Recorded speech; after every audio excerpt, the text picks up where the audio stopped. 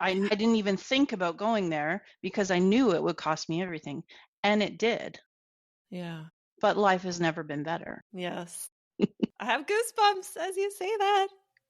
Kelly McCooeye is a certified life coach, and she calls herself the emotions coach because she helps female entrepreneurs uncover the hidden emotional blocks and limiting beliefs that are getting in the way of their business goals so that they can stop stopping themselves and build a business and personal life that they really love.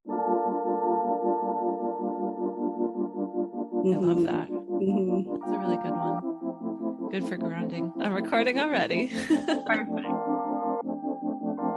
Welcome to Openly Spoken, the podcast to help you show up, speak out, and be seen. On this podcast, we talk about self-love, relationships, sexuality, spirituality, and more. Hi, I am your host, Celia Antonio, and I am a relationship and sexuality coach for ambitious women with a history of toxic relationships who desire to reconnect to their sensuality and who desire to feel worthy of receiving healthy love. I celebrate you for hitting play on today's episode. I hope that you find this very supportive and helpful.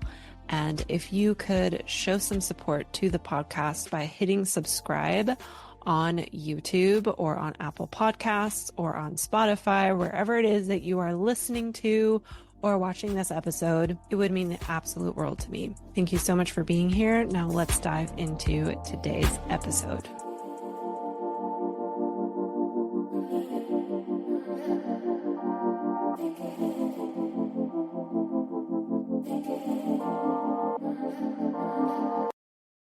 Welcome to Openly Spoken, the podcast to help you show up, speak out, and be seen in healthy relationships.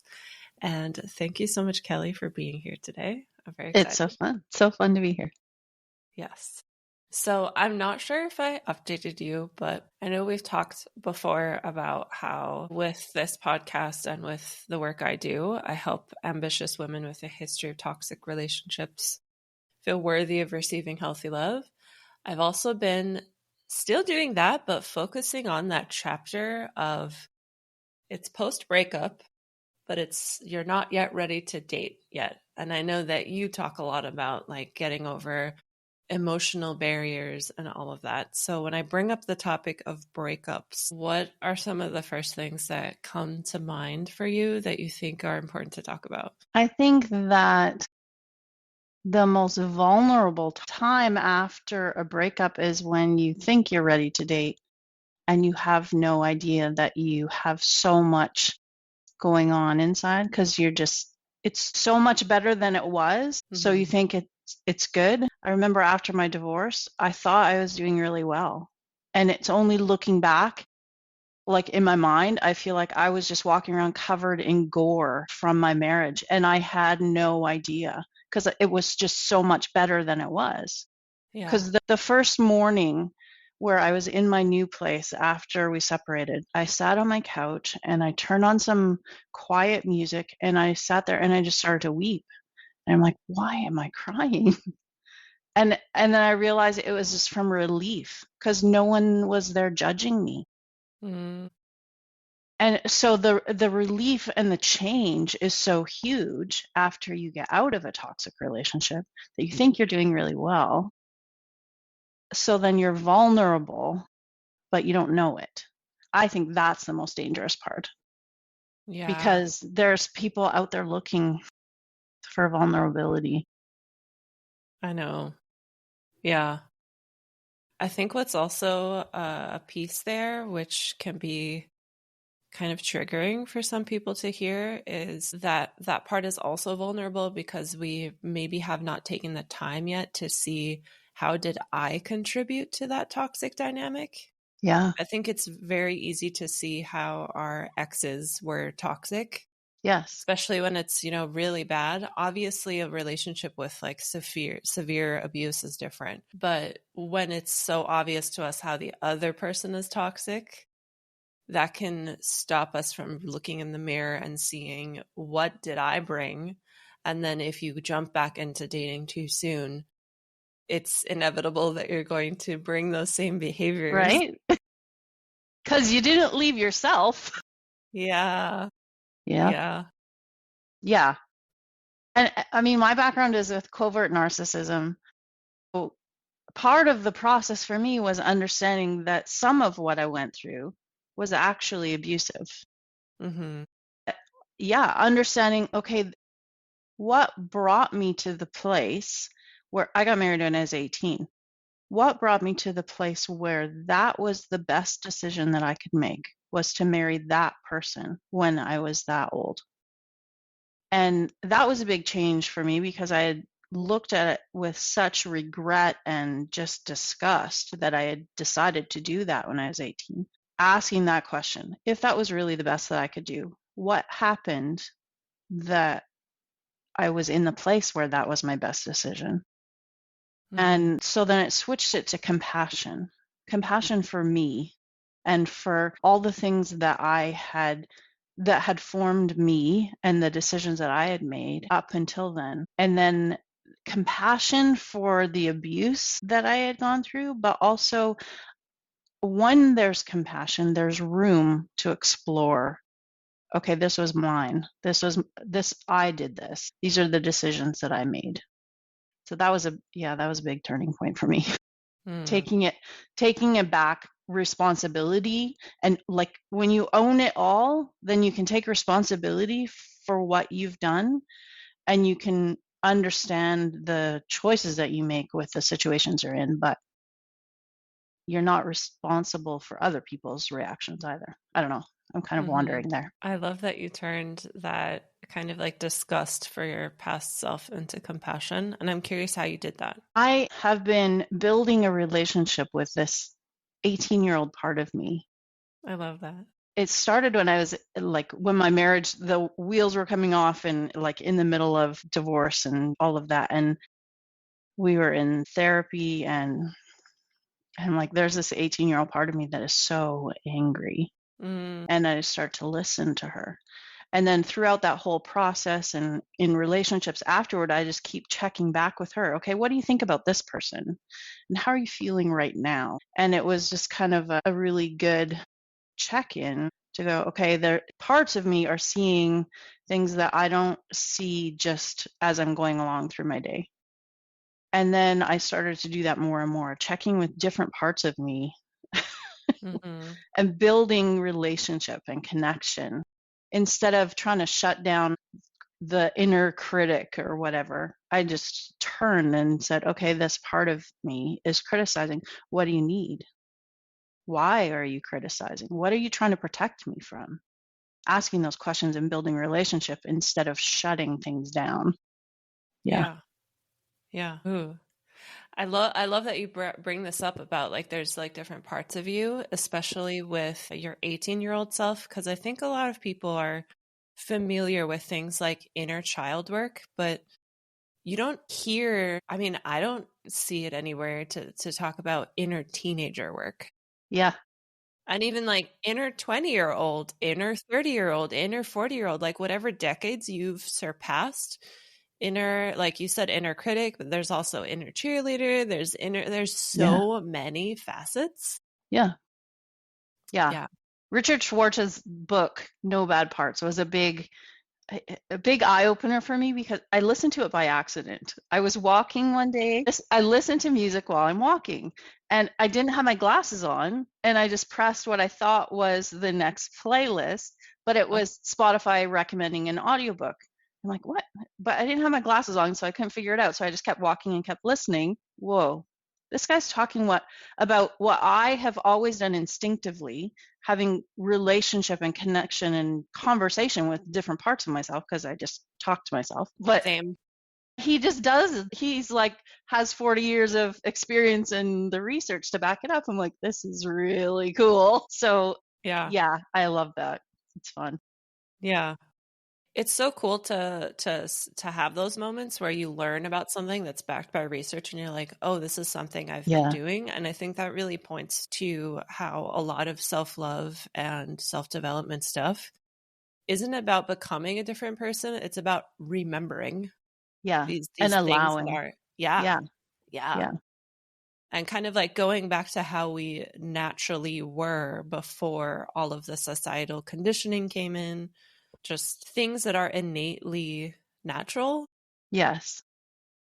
And Yeah. then even like going back to the parts of ourselves that are stuck in that pain or whatever, and then asking the question after, like, releasing the emotion of it, what would you rather be?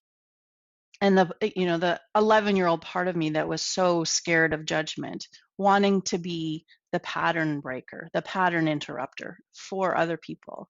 And the part of me that was like child trapped in fear, wanting to be compassion.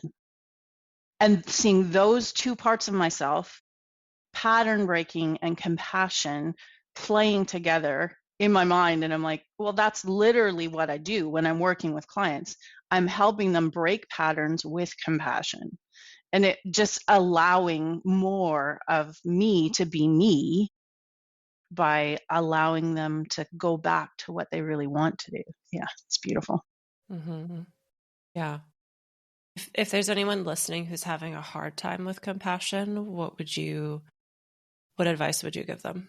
The question that a therapist asked me years ago that just stopped me in my tracks was, what do you need? And it's such a simple question, but it's so fundamental. And we just don't stop. Because as a mom taking care of everyone else, no one ever asked me, what do you need? And I just broke when he asked me that question. But now it's like a regular thing, asking different parts of myself, what do you need? And Yeah. asking clients, what do you need in that? Instead of trying to avoid the emotion of it, just step right into it and ask, what do you need? Yeah. I like to also see when I ask, what do I need? I like to see my body as, speaking of motherhood, I'm not a mom myself, but I've had many experiences where I've cared for babies as young as 4 months old. I love babies. And having had that experience for the first time in my 20s and realizing that a baby that is 4 months old has some of the same, like those needs that the baby has, doesn't go away as we get older. Yeah. Yeah. So, with this question of what do I need, I like to take the perspective of my body is this infant that I have to take care of because it Yes. has all these needs that we still have from infancy. Yes. So that kind of like experience has helped me see like my body is my baby, and like we have to take care of our bodies because it's the vessel that we get to experience all of life with. Yeah. I think like when I first started doing this with clients, I was understanding in my own life and with them that it's so much easier to have compassion for a child. Yeah. So when you go back into a memory about something that happened when you were a child and just ask, what do you need? Is it just a hug? Do you just need to feel safe? Do you need a cozy blanket to curl up in? What is it that you need? Then it starts to build new pathways in your brain so that you can start to have compassion because it's you, but it's also a child. Yeah. So it starts to make it more familiar, more normal to have compassion for yourself. And as you just do that more and more, then it becomes normal in everyday life to have compassion for yourself. Yes. And then when you grow that compassion for yourself, you can have more compassion for others. Yes. And that helps you move on from things like you mentioned earlier, I think you said covert narcissistic abuse. I've never talked about narcissism on this podcast. And I'm curious if you could speak to the difference between covert narcissism and narcissism. Like, what is the covert part? Okay. I'm not a psychologist or psychiatrist or whatever, so I'm not the authority, but in my experience, Mm-hmm. it's right there in the name. From what I've read, there are a number of different variations of narcissism. Covert narcissism, in my experience, is, well, everybody loved him. I used to call him the golden boy. Everybody just thought he was the nicest guy. But he was also very good at manipulating and making everyone feel sorry for him, which I never understood as a way of life. It's very odd to me, but because that's the last thing that I want is for people to feel sorry for me. But he's very good at making people feel sorry for him, making people feel like they're his best friend. But it was always all my fault. And it was my responsibility to clean up all the messes, physically and emotionally, no matter what happened. I was supposed to be there to take care of him. My needs didn't Mhm. matter. Not Mhm. only did they not matter, it was like anger making if I suggested that I had needs.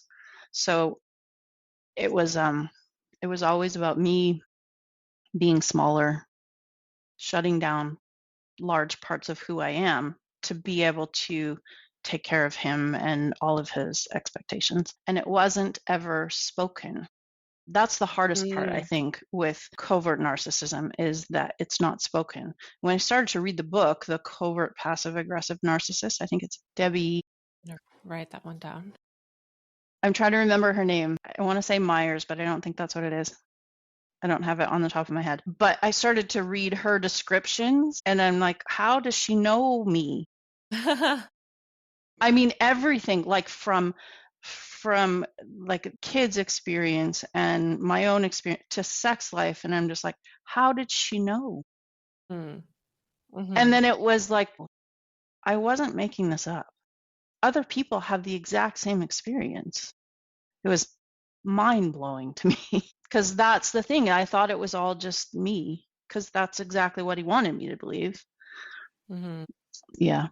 And it took a long time because you think that you should be fine. Like, what's wrong with you? Everything looks fine. People are jealous of your life. Why? People ask, oh, what's it like to be married to him? Yeah, it was a trip. Yeah. I'm so glad you got out of that. Me too. Yeah. How did you start to recognize that it was time to leave? Like what were some of the telltale signs that you'd want to share here that for anyone listening could kind of like look out for in case? It was never, for me, okay, part of it is just that I'm really stubborn. Part of it is that my background is very religious. Okay. So it wasn't just that I was in a relationship that was toxic. It was that my religious beliefs wouldn't allow me to leave. So I Hmm. see I'm not saying all religious beliefs, but my religious beliefs were every bit as abusive Yeah. because that's what kept me where I was in a situation that was so harmful to me, Mm. where I had no power. Because if he was able to say, if you don't change, then I'm just going to leave. But I'm not allowed to say I'll leave.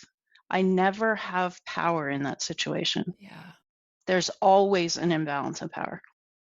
So when it got to the position where my body was breaking down and emotionally I was seriously clinically depressed for many years.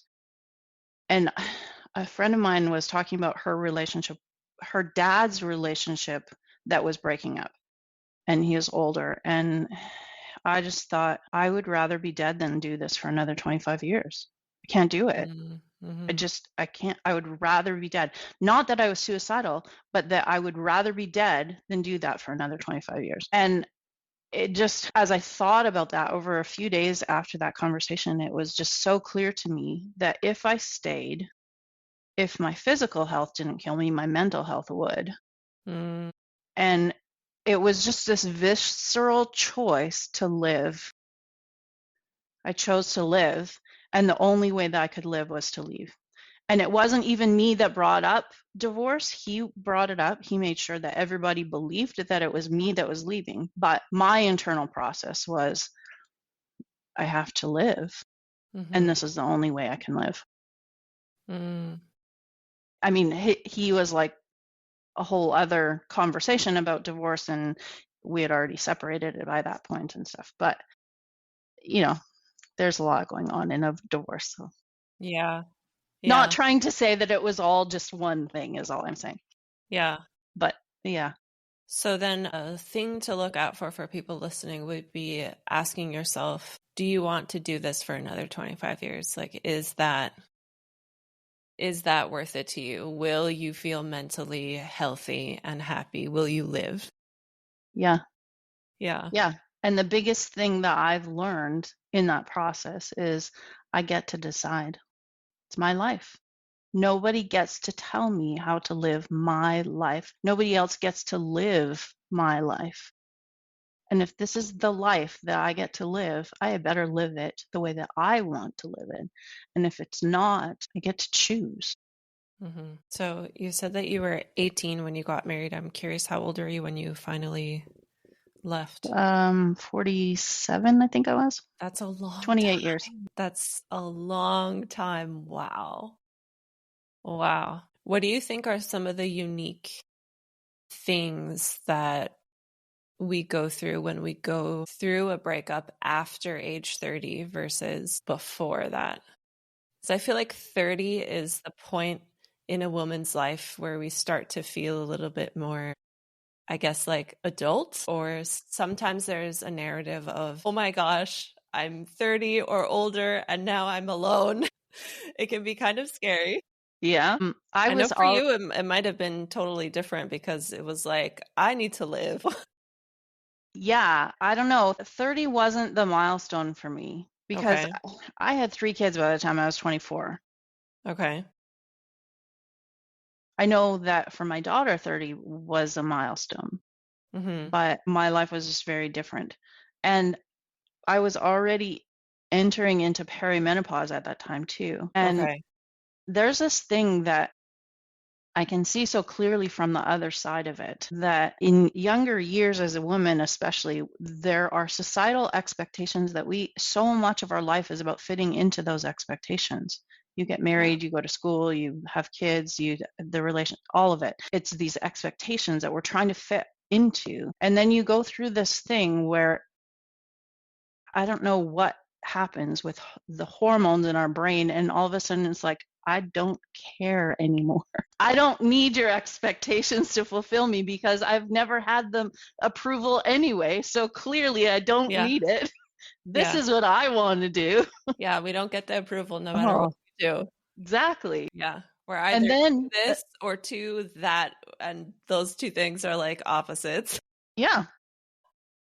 And then understanding that I can give myself the approval that I've been looking Yeah. for all my life it's so incredibly freeing Mm, that now it's like, well, this is the kind of relationship that I want, but I don't want this stuff in a relationship, and I'll just make it look like I want in a way if, we want if I'm in a relationship, but I get to choose.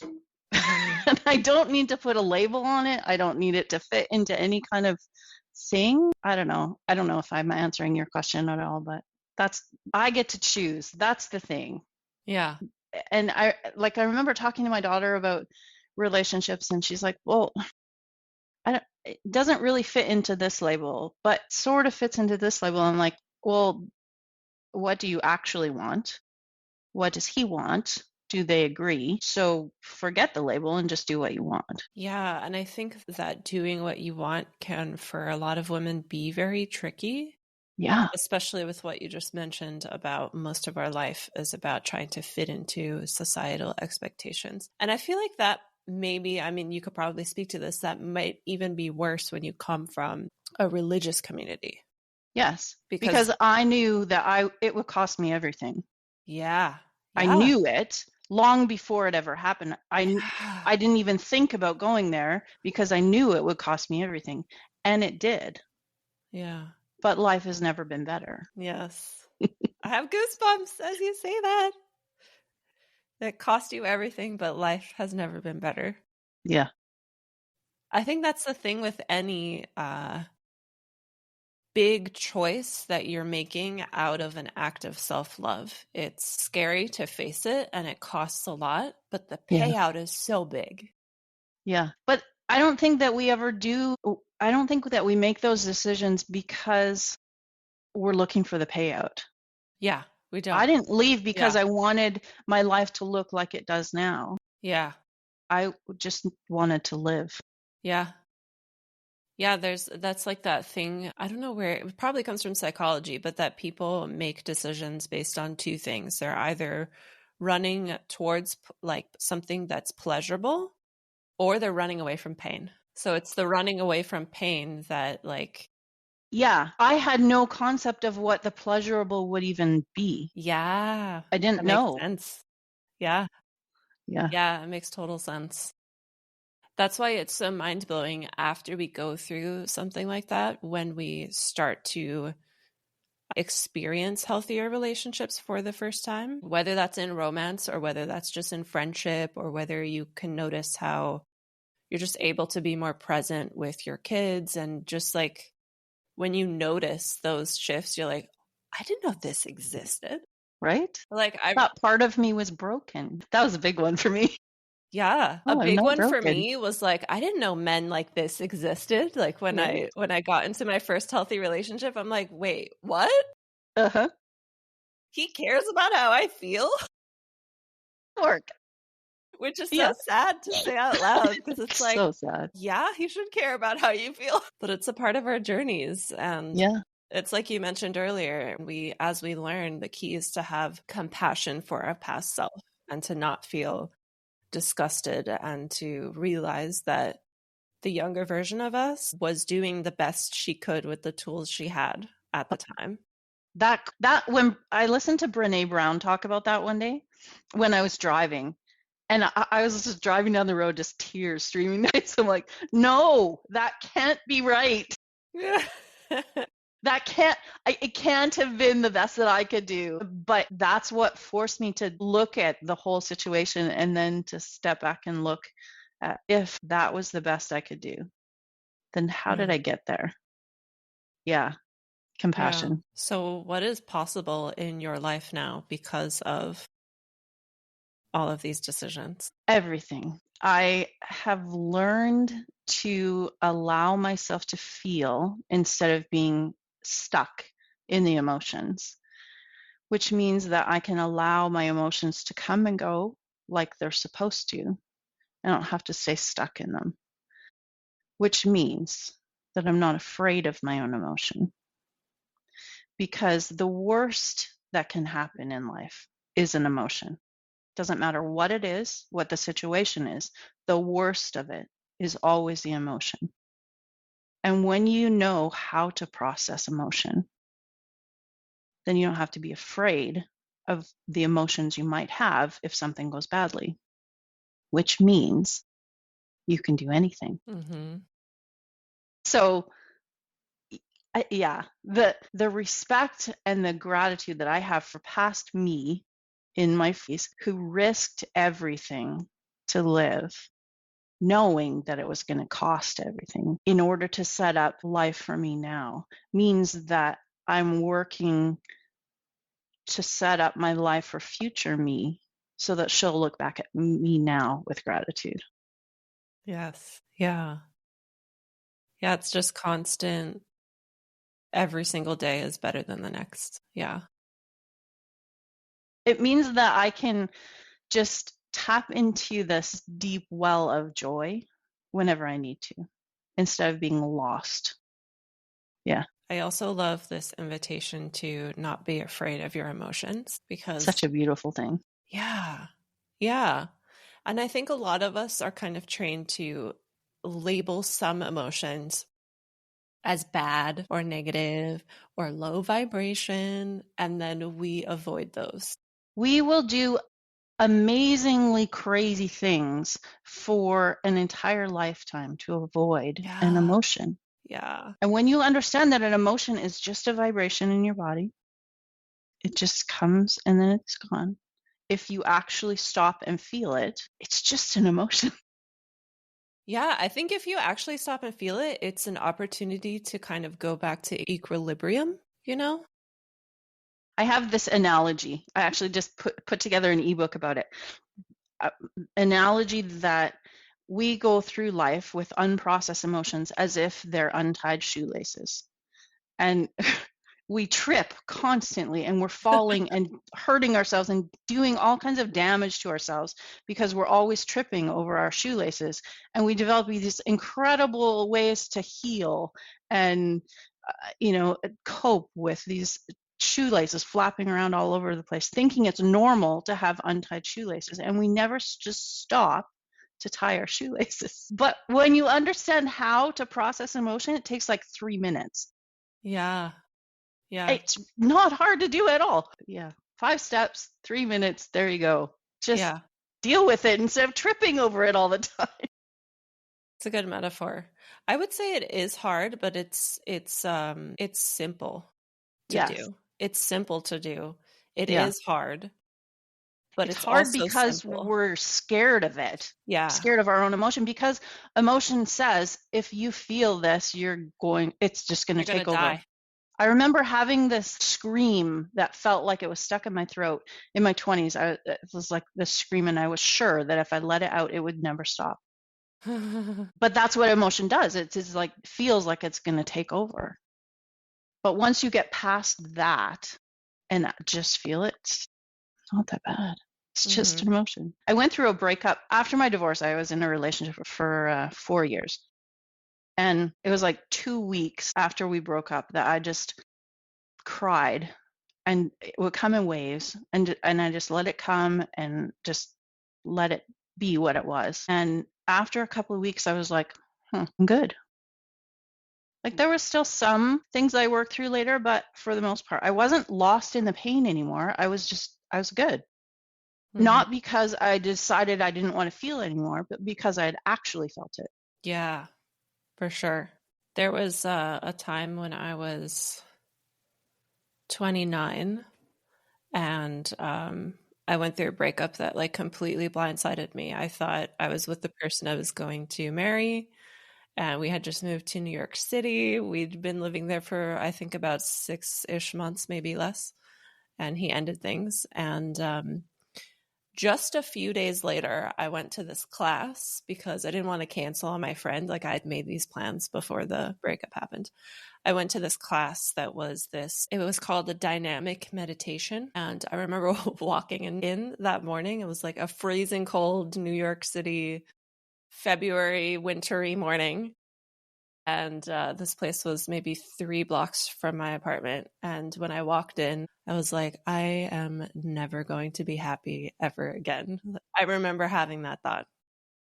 But in this dynamic meditation, we were doing things like breath work. We were encouraged to like flail around and scream. And it was basically a solid hour of exhausting, emotional kind of like release, but in a safe way.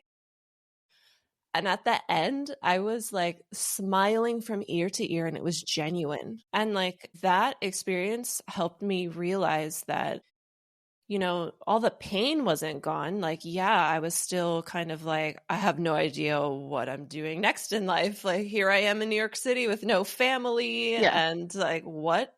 But Yeah. at the same time, you can still access joy. Exactly. That's it. It's not that you stop feeling, it's that you're not stuck in it. Yeah. Yeah. Yeah. Yeah, I hear it from people all the time. Well, I just want to stop feeling this. I'm like, well, you're human. You're not meant to stop feeling a certain emotion. You're supposed to feel. Yeah. That's the point. Yeah. Yeah. Yeah. And another thing that taught me was the deeper you can allow yourself to feel the pain, the deeper you will actually feel the opposite emotions too, Yes, which is so exactly. interesting to me. Yeah. There was this really clear moment after my divorce. I was driving down the road, and there was this fork in the road. I was like, okay, either I harden my heart and stay angry and just live like that to protect myself from the pain, or I choose to keep my heart open, knowing that I'm going to get hurt more. And I chose to keep my heart open. And it was just like, one of those things is like, it doesn't look like a big thing at the time, but it changes the trajectory of where you're going. hmm Yeah. Yeah. I love this conversation. I'm always like, okay, I don't know all the fad words and the philosophies that are going on at the time because I just don't keep up with all of that. I Yeah. just understand me and I understand people Yeah. and I just have conversation. Like Yeah. just be real. I don't care if it's a certain kind of energy or a certain kind of I don't care. Just tell me what you need. hmm Yeah. hmm I'm like, what are the fad words for? Oh I'm no. like, I don't know them either. Yeah. What's one of your favorite practices to allow yourself to feel the full spectrum? and to access anything and everything. I did this thing about meditation a few years ago. What's his name? Vishen Lakiani with Mind Valley, about learning to meditate, not in an like the traditional kind of meditation, but to bring yourself into alpha level brainwaves. What is that? Now you're using fad words. Alpha level brainwaves is like when you're kind of drifting to sleep or drifting awake. Oh, okay.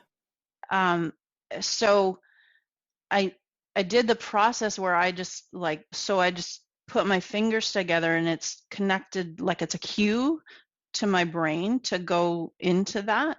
And sometimes I just need to count down, but Okay. not that that's anything specific. That's just the cue that I've taught my brain to Gotcha. go there. So that, like, if I count down backwards or imagine I'm walking down a stairs, I'm kind of self hypnotizing myself. And then that's where I go to just talk to myself, talk to parts of myself, check in with what's going on.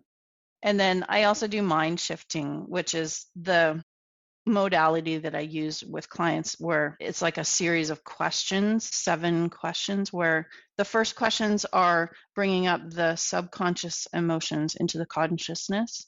And then the next questions are about possibilities. So, what needs to happen for this to not be a problem? What would you rather feel? So, you're going back and forth, and it between releasing the subconscious emotion and thinking of possibilities, and that process just gets your brain unstuck. It's the wildest thing. I often feel like when I've done a session, like when it's on me, I've done like 3 years of therapy in an hour, because it's so deep. It just Yes. like, whoa. But yeah, when you get used to doing that, asking what needs to happen for this to not be a problem, you start thinking in possibilities, and you can go really fast to thinking outside of the problem. And when I say problem, I mean a situation that you have emotional resistance to. So um, if I am planning to go get groceries today, I don't have emotional resistance to that. If I say I'm going to make $10,000 this month, I have some emotional resistance to that. It releases the emotional resistance to the situation so that it's just a situation, it's just a thing. And then you can see it differently.